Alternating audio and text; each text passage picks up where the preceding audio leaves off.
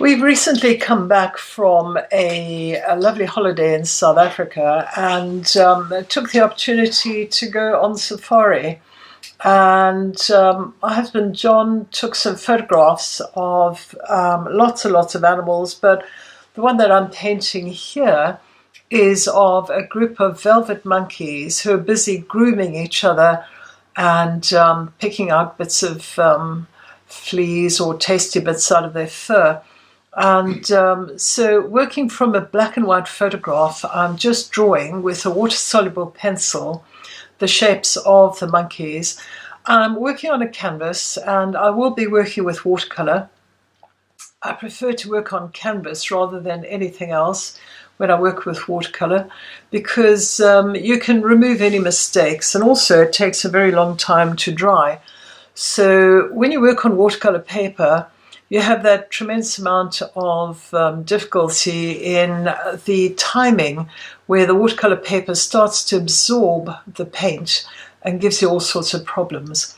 I've just picked up some texture paste. This is the De La Rani texture paste, and I'm putting it on the tree trunk, which once it's dry will give me some lovely texture of branches and bits of tree and sticks and things poking out. So you apply it first with a painting knife and then you allow it to dry. It takes about half an hour to dry, and then once it's dry I will start painting with watercolor on top of it. So this is an example of just working in the background and preparing the background before you start working with watercolor. To my right is my palette, and I work with the primary colors, quite a few different yellows, a couple of reds and blues, and lots and lots of water. The paste is now dry, so I'm wetting my paints and diluting them, ready to start using. So as you can see, it's just the primary colors, red, yellow and blue. And I'm using quite a hard brush to dilute. Now I'm putting a lot of watercolor onto the canvas, and it is resisting the watercolor, and I quite like that effect, so I don't worry too much about it. If I do want it to stick onto the canvas, I use an acrylic painting medium. It could be any medium, but that will help to actually glue the paint onto the canvas. But I like the freedom of just putting the paint on and seeing what happens. So I'm taking a sword brush, a Derwent sword brush, and putting the paint into all the details around the monkeys. So this is going to be a sunrise painting where the monkeys have just woken up and they're starting to groom each other and get ready for the day ahead. But by putting your background in first, it does solve the problem of upsetting the paint, especially with watercolor. Watercolor does lift off, and if you first paint your subject and then paint your background in later, you run the danger of disturbing the paint that you've already put down. So I'm just bringing the reds and the yellows down underneath the velvet monkeys, and of course this is going to have to dry before I actually paint the monkeys themselves. Taking it darker, it's very, very wet, but just keep on dropping in the color and getting it to run as much as possible. It's very much a wet into wet technique that I'm using. I'm just catching any drips. I've put it on a bit of an angle just so that I get a few wet into wet places here and there. And it does take a long time to dry. A good 15 minutes before the watercolor is completely dry, and then I'll start painting the monkeys. I'm taking a darker red. I'm going to just watercolors is a beautiful paint, but you don't, what you paint you don't get, so it dries a lot lighter. And I want a more dynamic colour, so I'm overpainting it while it's still wet so that I get more intense colour into the background.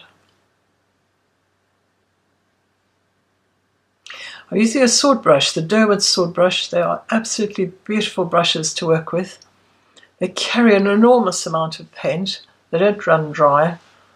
And it's a bit like a calligraphy brush. And the big brush is called a hake. It's a Ron Ronson hake. And I've just picked up a bit of blue. So red, yellow, blue is going to give you a brown. And I'm painting over the texture paste that I've put on around the tree. And as you can see, it's all running into each other, which gives me quite a nice effect. So a hake brush, a beautiful brush for doing landscape and also all this sort of delicate work. I very rarely use more than 2 brushes when I paint. It's finding the 2 right brushes, and then I stick with it. I'm always telling my students not to fiddle, but you can see me fiddling. Now it's bone dry, and I'm going in with the sword brush, and I'm going to paint my monkeys. Beautiful brush to use. You get very, very fine lines from it. And that is a rigger, so I'm using a sword brush and a rigger. The rigger is just moving some of the paint around. The sword brush is carrying the paint, so it's a 2-brush technique. And you'll see I'm working fairly quickly. But the paint in the background has dried and it's looking quite nice. Early morning sunrise. The sunrises in South Africa are very spectacular. This was taken in Kruger National Park, the photograph.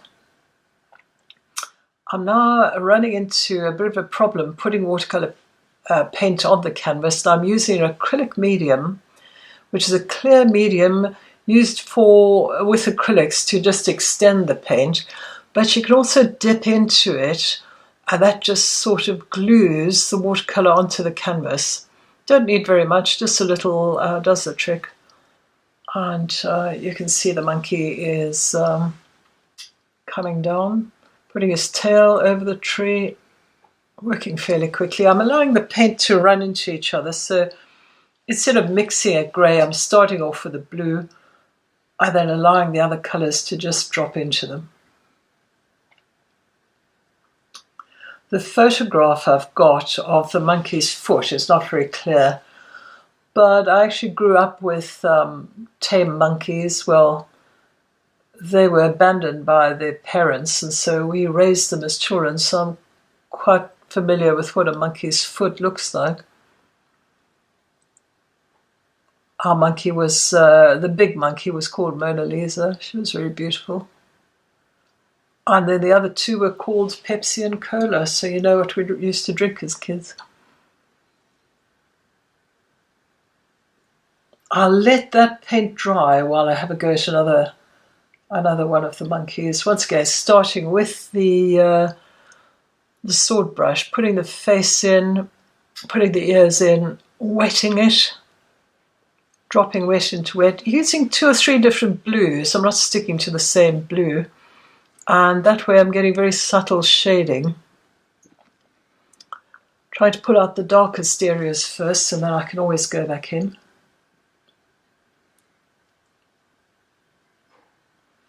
They have very long hands, and I'm just trying to pull that shape out.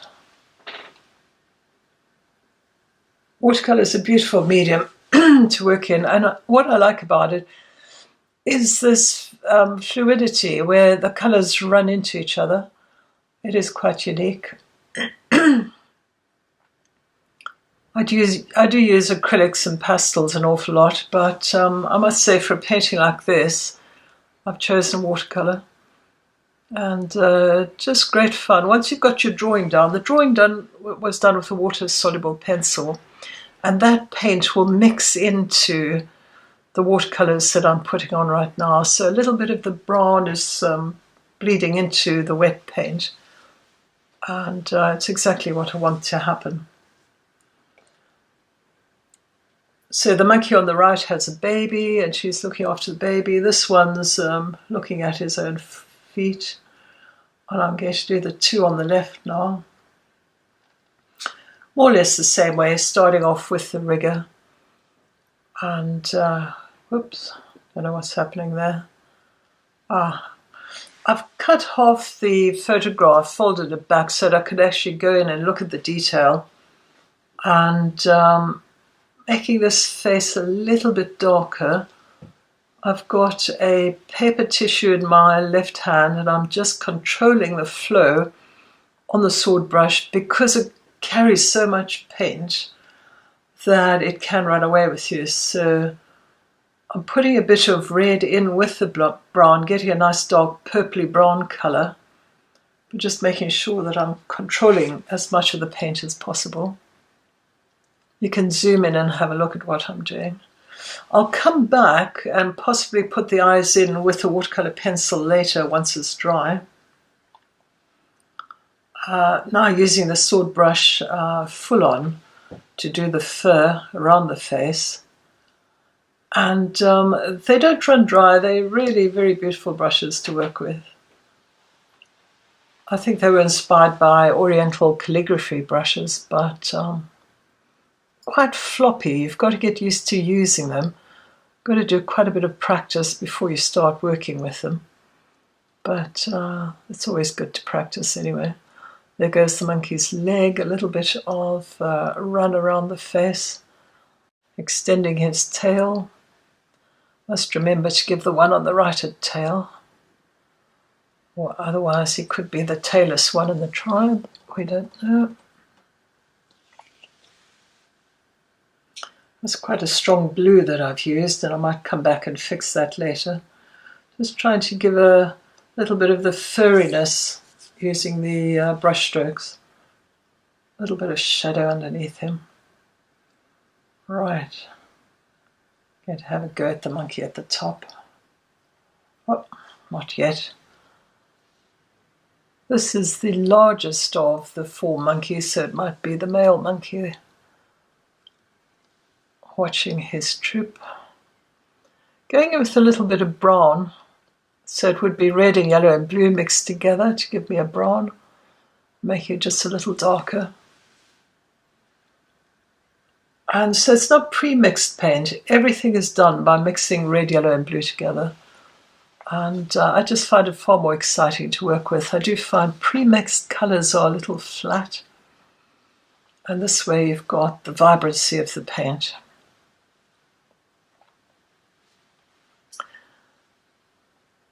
The wildlife is lovely to sketch. Of course, they don't stand still for a moment, so it's very handy to have your camera or a photographer with you taking shots. And we took quite a few of these monkeys, and these are grouped together, sitting up in a tree. Right, a little bit on his head, and then he'll be done. I've got quite a challenge doing the monkey that's hanging up from a branch coming down. This was quite a young monkey teasing his troop. So he'd sort of run away a bit and was swinging back. But as soon as I've finished this main little velvet monkey, I'll get into him.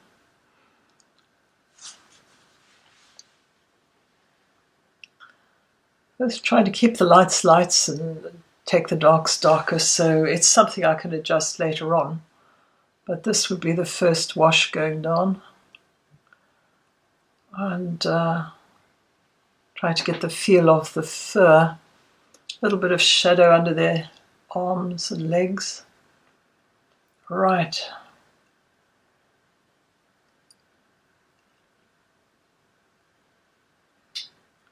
It's dried off. I thought I'd let it dry before I have a go at the monkey up at the top. Simply because I'd be leaning over the paint and possibly smudge it. I always start with the face and then take it from there. This time I'm trying to first put the dark shadows in, because he is going to be silhouetted against the sun.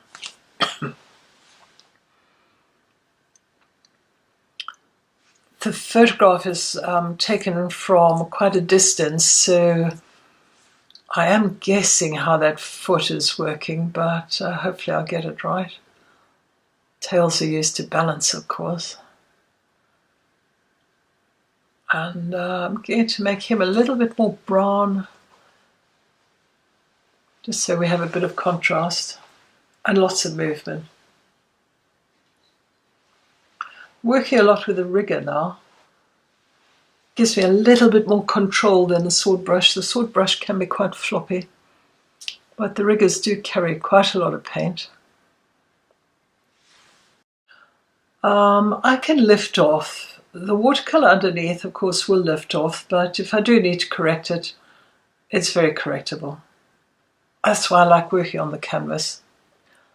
I just find, even for beginners, the watercolour paper does tend to fight you and takes a lot of practice, but working on a canvas board or a canvas or canvas paper, lovely. Must try it. Beautiful surface to work on. Once again, when the painting is finished, I will spray it to preserve it. Going back in with my watercolour pencil, that's a burnt umber, and the paint dilutes into the paint that you put on it. So you will lose your drawing marks, although I'm okay leaving them in. Doesn't bother me. I have stood at an exhibition and people have said, did you mean to leave those lines in? And the answer is, of course, yes. It just shows where I started, and I think people find that quite interesting. So using quite a dark colour to just pull the face out. And controlling the water on the brush, that's the big thing. You don't want the brush to be too watery at this stage. You want the paint to be quite thick. So putting a bit more detail on, taking the painting a bit darker in places. You can use watercolour pencils on top of watercolour and put all that detail in, or you can just keep adding more and more watercolour to it. Let it dry a little bit. This painting I did in the morning, so it didn't take too long. It looks like I'm dancing. I don't know what I'm doing. Right, now it's burned dry. And I've decided I would like to put the sun in. And so I'm using a newspaper and folding it. I need to have a circle. It's very difficult to find a compass that's big enough for this project. So I'm using a newspaper to give me a huge circle. I then decide that's too big, so I cut one that's a bit smaller, and there it is. I'm using some transparent paper, just taken from the back of something, and using a filter pen, tracing around my sun, and then I can position the sun where I want it to be, and it's quite a clever way of putting on something on top of a semi-finished painting without making so many marks that you can't control it. And I'm going to go in and paint around the sun, so I'm wetting it all the way around with clean water, and I'm going to take it darker into the background. So using a very dark red paint, it's called Paraline Maroon. I use it quite a lot with flower painting. I've just moved my canvas flat because I don't want it to run too much. I had it on a bit of a tilt, and I'm using a big wash brush just to drop that dark red in so that you can see how the sun is outlined by the dark paint, and just painting all the way around the sun so that the monkey is contrasted against a light sun, with the sky being a little darker in colour. So Paraline Maroon, it's a dark purpley colour, really brown, purpley, red. But it's beginning to unite the figures of the monkeys with the one that's climbing above them and swinging around. So he's teasing them. They're still snoozing and chatting and catching up with life, and he's ready to go. I've got quite a nice purple, which I'm just dropping in. That's made from red and blue, of course. And that's just going to darken the corners and merge. This is a very wet painting at this stage, and all these colours will merge together and soften off as they dry. Now just working onto the tree trunk itself. And you can see the texture paste has given me some lovely texture. So using lots and lots of water, dropping the colour in, and just allowing the paint to run. Going underneath the monkeys, carefully around the feet, so that they are silhouetted against the sky, basically. I like working from a black and white photograph because then I can use the colours however I want to work them. I'm not dictated to by what's going on in the actual photograph. I'm just taking the drawing and working with the drawing.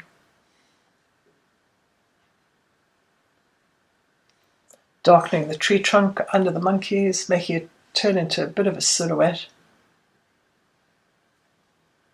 Theoretically, I should paint the monkeys a little darker, but I quite like the contrast of the light against the background, so I'll leave them whitish and just outline.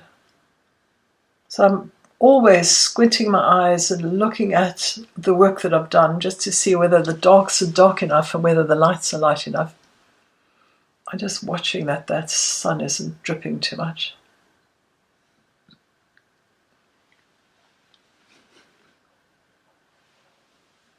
Just pulling out a few branches here and there as I go. And the rigger, just to help me get there. Well, hope you've enjoyed that painting. Thank you very much.